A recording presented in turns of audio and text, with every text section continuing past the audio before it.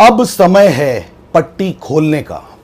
दोस्तों नमस्कार, मैं हूं दीपक भांबरी और सबसे पहले मैं रिक्वेस्ट करता हूं कि आज इस वीडियो को आप जरूर अपने ज्यादा से ज्यादा दोस्तों में शेयर कीजिए, क्योंकि इस वीडियो की हिंदुस्तान के कोने कोने में पहुंचने की बहुत सख्त जरूरत है। दोस्तों आज की डेट है 5 मई सन 2020। लॉकडाउन को काफी कुछ दिन हो चुके हैं और आज की न्यूज है 7 रुपए पर लीटर दिल्ली सरकार ने डीजल का रेट बढ़ाया, यानी 1 लीटर डीजल का रेट 7 रुपए बढ़ गया। शराब की एक बोतल जो 100 रुपए की होती थी अब वो 170 रुपए की मिलेगी, यानी 70% रेट शराब में यानी लिकर में बढ़ाया। 1000 रुपए की जो बोतल थी अब उसके लिए आपको 1700 रुपए खर्च करने पड़ेंगे।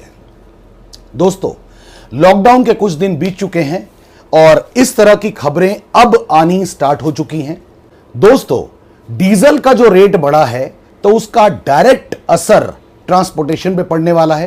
ट्रांसपोर्टेशन पे असर पड़ने का मतलब होता है कि आपके घर में आने वाला दूध महंगा हो जाएगा, ब्रेड महंगा हो जाएगा, अंडे महंगे हो जाएंगे, सारी सब्जियां महंगी हो जाएंगी, फल महंगे हो जाएंगे, राशन महंगा हो जाएगा, या कुल मिला के अगर मैं शॉर्टकट में कहूं कि आज के बाद से हर चीज जिसकी आपके परिवार को सख्त जरूरत है, हर चीज महंगी होने वाली है।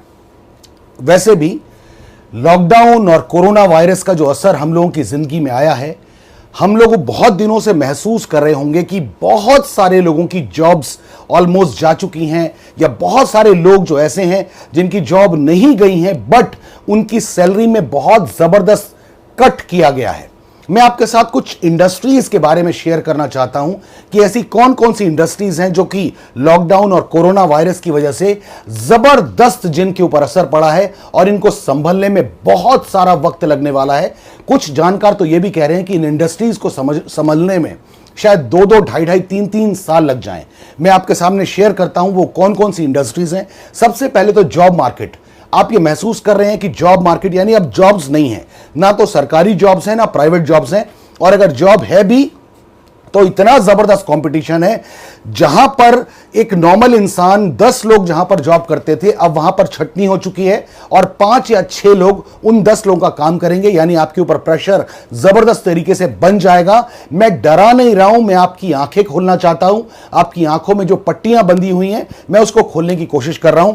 इसके अलावा रियल एस्टेट इंडस्ट्री में अगर आप काम करते थे या आपके दोस्त काम करते हैं तो ये इंडस्ट्री अब ऑलमोस्ट तबाह हो चुकी है। 3 साल तक रियल एस्टेट में कोई ग्रोथ होने वाली नहीं है। और हां, एक और इंडस्ट्री जिसको टूरिज्म इंडस्ट्री कहा जाता है, अगले 2-3 सालों तक इस इंडस्ट्री में कोई ग्रोथ नजर आने वाली नहीं है। इस इंडस्ट्री से जुड़े हुए लोग बहुत परेशानी में आने वाले हैं। इसके साथ ही जुड़ी हुई है एक और इंडस्ट्री जिसको हम कहते हैं ट्रैवल इंडस्ट्री।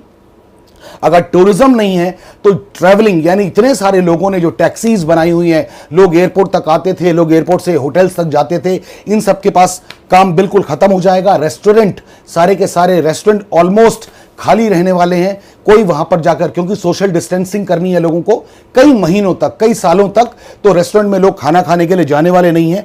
एयरलाइंस के बारे में अगर मैं आपसे बात करूं, एयरलाइंस का भट्टा बैठ चुका है। और हां, मैं आपको बता दूं, अगर एयरलाइन स्टार्ट भी होने वाली हो जाएंगी तो एयरलाइंस को भी सोशल डिस्टेंसिंग मेंटेन करनी पड़ेगी। यानी एक एरोप्लेन में अगर 300 लोग जा सकते थे तो उस एरोप्लेन में सिर्फ 100 लोग ट्रेवल करेंगे, और अगर 100 लोग ट्रेवल करेंगे तो आप अंदाजा लगा सकते हैं कि टिकट्स कितनी महंगी होने वाली हैं।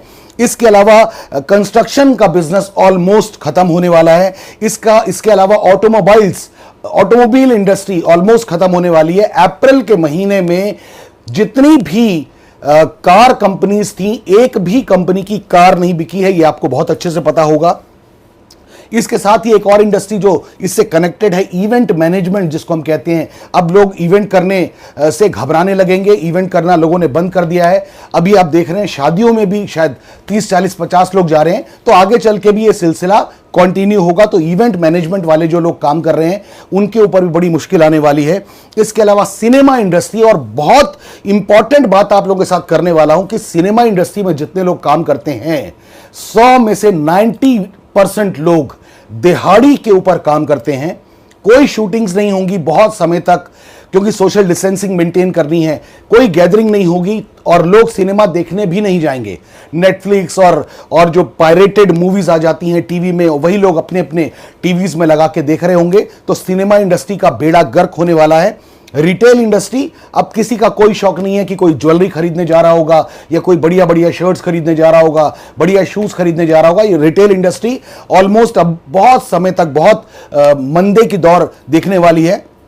इसके अलावा स्मॉल वर्कशॉप्स, जो छोटी छोटी वर्कशॉप्स हैं, क्योंकि मजदूर जा चुके हैं, मजदूर अपने अपने घरों में जा चुके हैं, तो स्मॉल वर्कशॉप्स का भी बहुत बुरा हाल होने वाला है, जिसका असर बड़ी फैक्ट्रीज और बड़ी कंपनियों के ऊपर बहुत बुरे तरीके से पड़ेगा। दोस्तों, आप ये सोच रहे होंगे कि ये बातें मैं आपको डराने के लिए बता रहा हूं। मैं डराने के लिए भी बता रहा हूं और आपकी आंखें खोलने के लिए भी बता रहा हूं, क्योंकि अब वक्त है कि हमको अपनी आंखें खोलनी पड़ेंगी। Right sir. इसके अलावा हॉस्पिटैलिटी इंडस्ट्री, जैसे 5 star hotels, 4 star hotels, 3 star hotels, इन होटल्स में जाके कोई अब खामखा में रुकने वाला नहीं है। इसके अलावा अम्यूजमेंट पार्क के साथ जो लोग, इस इंडस्ट्री के साथ जो लोग जुड़े हुए हैं, उनके ऊपर बड़ा मुश्किल दौर आने वाला है। ऑयल एंड गैस, इस फील्ड से जुड़े हुए जो लोग, क्योंकि अब मैक्सिमम लोग कोशिश करेंगे कि वो वर्क फ्रॉम होम करें और बहुत सारे लोग ट्रैवलिंग नहीं करेंगे, ट्रैवलिंग बहुत कम करेंगे, जिसका असर ऑयल एंड गैस के ऊपर आएगा। अगर सरकार का जो सबसे बड़ा रेवेन्यू जनरेट होता है वो होता है पेट्रोल और डीजल प्लस लिकर, और लिकर के ऊपर सरकार ने क्या रेट बढ़ाया, 70% रेट एक्स्ट्रा हो गया। पेट्रोल डीजल के ऊपर 7 रुपए पर लीटर रेट बढ़ाना क्यों पड़ा सरकार को? क्योंकि अब सरकार को भी पता है कि बहुत सारे लोग कई कई महीनों तक वर्क फ्रॉम होम करेंगे। सरकार जो सब्सिडीज देती है बहुत सारी चीजों में, वो यहां से पैसे कमा के ही दे पाती है। तो अब सरकार के पास भी बहुत ज्यादा पैसे नहीं होंगे लोगों को हेल्प करने के लिए, लोगों को मदद करने के लिए। इसके अलावा लॉजिस्टिक्स एक ऐसी इंडस्ट्री है जिसके ऊपर बहुत असर पड़ने वाला है, क्योंकि जब सामान ज्यादा इधर से उधर नहीं होगा तो लॉजिस्टिक्स इंडस्ट्री के साथ जुड़े हुए लोग परेशानी में आने वाले हैं।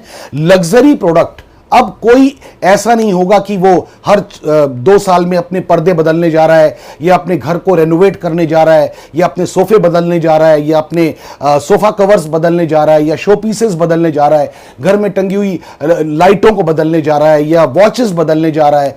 इस तरह का काम बिल्कुल नहीं होगा। यानी लग्जरी आइटम जितनी भी हैं उनके ऊपर बहुत बुरा असर पड़ने वाला है।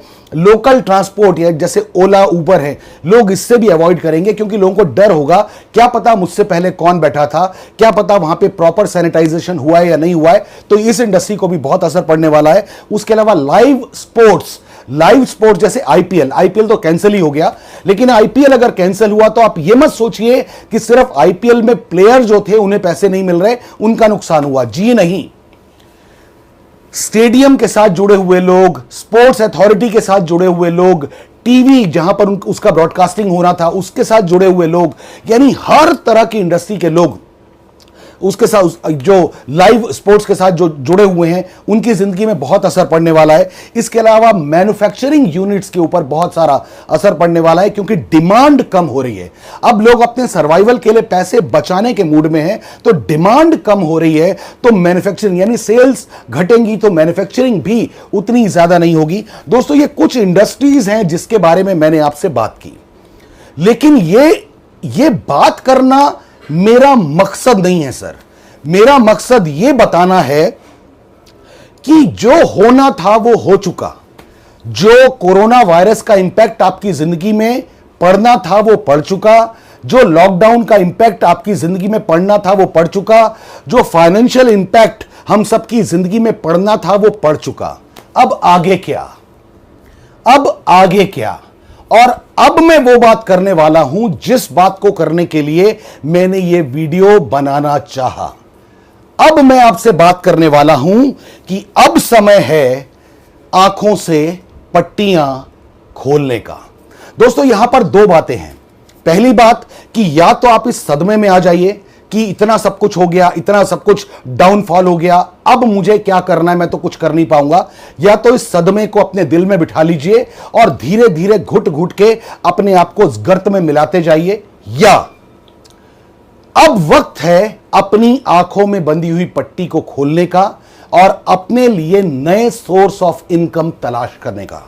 दोस्तों, किसी ने कहा है कि ऐसे वक्त में, बुरे वक्त में वही इंसान सरवाइव कर पाएगा, वही इंसान ग्रो कर पाएगा जो इंस्टेंट डिसीजन लेगा और जो इंस्टेंट एक्शन लेगा। मैं रिपीट कर रहा हूं अपनी बात को, वही इंसान सरवाइव कर पाएगा जो इंस्टेंट डिसीजन लेगा और इंस्टेंट एक्शन लेगा। दोस्तों, ऐसे समय में जब बहुत फाइनेंशियल क्राइसिस हैं, जब बहुत प्रॉब्लम हैं, मैं क्लियर कट आपको बोलना चाहता हूं, आप अपनी इनकम को बढ़ाना जरूर चाहते हैं क्योंकि आपकी ईएमआईज हैं और आपकी कार का लोन है, आपकी बाइक का लोन है, आपके ऊपर होम लोन है, आपकी सैलरी कट चुकी है, हो सकता है आपकी जॉब भी जा चुकी है, लेकिन 2 या 3 महीने का वेव ऑफ आपको मिल चुका है, लेकिन इससे ज्यादा का वेव ऑफ नहीं मिलेगा। आपको अपनी ईएमआईज पे करनी पड़ेंगी, आपको अपनी कार की ईएमआई पे करनी पड़ेगी, होम लोन पे करना पड़ेगा, क्रेडिट कार्ड के बिल्स पे करने पड़ेंगे, जितने भी आपकी रिस्पॉन्सिबिलिटीज वो आपको करनी ही पड़ेंगी। आपको अपने बच्चों की फीसेस जमा करनी पड़ेंगी, घर में राशन भी लाना पड़ेगा, दूध भी लाना पड़ेगा, ब्रेड भी लाना पड़ेगा, अंडे भी लाना पड़ेगा, हर चीज करना पड़ेगा क्योंकि ये आपकी अब मजबूरी है। आप अपने खर्चों में कुछ परसेंटेज का कट ऑफ कर सकते हैं, लेकिन अगर आप ये सोचें कि मैं 50% अपने खर्चे कम कर दूंगा, this is not practically possible. कोई बैंक आपकी ईएमआई को खत्म करने वाला नहीं है। तो ये वक्त है कि आपको अब अपनी इनकम को बढ़ाना ही पड़ेगा। अब वक्त है कि आपको अपनी आंखों के ऊपर बंधी हुई पट्टी को हटाना ही पड़ेगा और अब आपको समझना चाहिए, मेरा ये सजेशन है कि अब आपको समझना चाहिए एक ऐसी इंडस्ट्री को जो ऑलमोस्ट जीरो इन्वेस्टमेंट से शुरू हो जाती है। अब आपको समझना चाहिए एक ऐसी इंडस्ट्री को जिसमें आपकी ग्रोथ की संभावनाएं बहुत ज्यादा है। और ये तो मैं यहां तक मैं कहना चाहता हूं, जिस इंडस्ट्री की मैं बात कर रहा हूं उस इंडस्ट्री को कहते हैं डायरेक्ट सेलिंग या नेटवर्क मार्केटिंग या मल्टी लेवल मार्केटिंग या रेफरल मार्केटिंग। इस इंडस्ट्री की सबसे बड़ी खासियत कि यहां पे कोई कैपिटल इन्वेस्टमेंट आपका नहीं है। अगर मैं आपको यह कहूं कि शराब की एक बोतल की कीमत पर, यानी सिर्फ जितने पैसों में शराब की एक बोतल आप खरीदते हैं, उतने पैसों में जिंदगी भर के लिए, आपके परिवार के लिए, आपके परिवार की जिंदगी को बढ़िया करने के लिए डायरेक्ट सेलिंग या नेटवर्क मार्केटिंग की बिजनेस अपॉर्चुनिटी या नेटवर्क मार्केटिंग का बिजनेस मॉडल आपके पूरे परिवार का हिस्सा बन सकता है। दोस्तों, ये वक्त है जब डायरेक्ट सेलिंग या नेटवर्क मार्केटिंग को आपको अच्छे से समझना चाहिए। भारत सरकार इस इंडस्ट्री को बहुत जबरदस्त तरीके से प्रमोट कर रही है। इस इंडस्ट्री ने पिछले कई सालों में जबरदस्त ग्रोथ की है, पूरी दुनिया में ही नहीं, हिंदुस्तान में भी। और दिल्ली यूनिवर्सिटी में डायरेक्ट सेलिंग या नेटवर्क मार्केटिंग को सिलेबस में शामिल किया गया है, यानी दिल्ली यूनिवर्सिटी के स्टूडेंट्स को डायरेक्ट सेलिंग के बारे में अब पढ़ाया जा रहा है। बहुत सारे स्कूल, बहुत सारे कॉलेज ऐसे हैं जहां पर नेटवर्क मार्केटिंग या डायरेक्ट सेलिंग को एज ए कोर्स अब पढ़ाने की शुरुआत हो चुकी है। इसलिए अगर आपको इस वक्त सबसे बेहतरीन कोई अपॉर्चुनिटी चाहिए जो आपकी परिवार की जिंदगी को बहुत बढ़िया कर सकता है, तो मेरा एक ही सजेशन है कि आपको डायरेक्ट सेलिंग या नेटवर्क मार्केटिंग में अपने आप को जरूर डालना चाहिए, नेटवर्क मार्केटिंग को जरूर समझना चाहिए। और मैं रिपीट कर रहा हूं, मैंने पहले भी कहा, जितने पैसों में आप शराब की एक बोतल खरीदते हैं, उतने पैसों में जिंदगी भर के लिए नेटवर्क मार्केटिंग का यह बिजनेस आपके परिवार का हिस्सा बन सकता है। दोस्तों, अब सच में वक्त है आंखों में बंधी हुई पट्टी को खोलने का और इस इंडस्ट्री को समझने का, बहुत अच्छे से समझने का, क्योंकि फिर मैं कहूंगा मातम मनाने से ग्रोथ नहीं होगी। इंस्टेंट डिसीजन और इंस्टेंट एक्शन लेने की जरूरत है, जिससे आपके परिवार को एक फाइनेंशियल सपोर्ट बहुत अच्छे तरीके से मिल पाए। दोस्तों, मैं आपसे एक बार रिक्वेस्ट करता हूं, अगर मेरी बात पसंद आई हो तो इस वीडियो को अपने हर दोस्त के साथ शेयर कीजिए। इस वीडियो को ज्यादा से ज्यादा लोगों तक पहुंचाइए ताकि हिंदुस्तान को एक अच्छी अपॉर्चुनिटी मिल सके, हिंदुस्तान के सारे लोगों को मुश्किल वक्त में एक सपोर्टिव हैंड मिल सके। जैसे कार में एक स्टेपनी होती है ना सर, वैसे ही मैं कहना चाहूंगा नेटवर्क मार्केटिंग को एक स्टेपनी की तरह अपनी जिंदगी में यूज कीजिए और बहुत जल्दी ये स्टेपनी आपका मेन टायर बनने की ताकत रखती है। दोस्तों आज अपनी बात यहीं समाप्त करना चाहता हूं। Wish you all the best, God bless you, thank you very much, जय हिंद।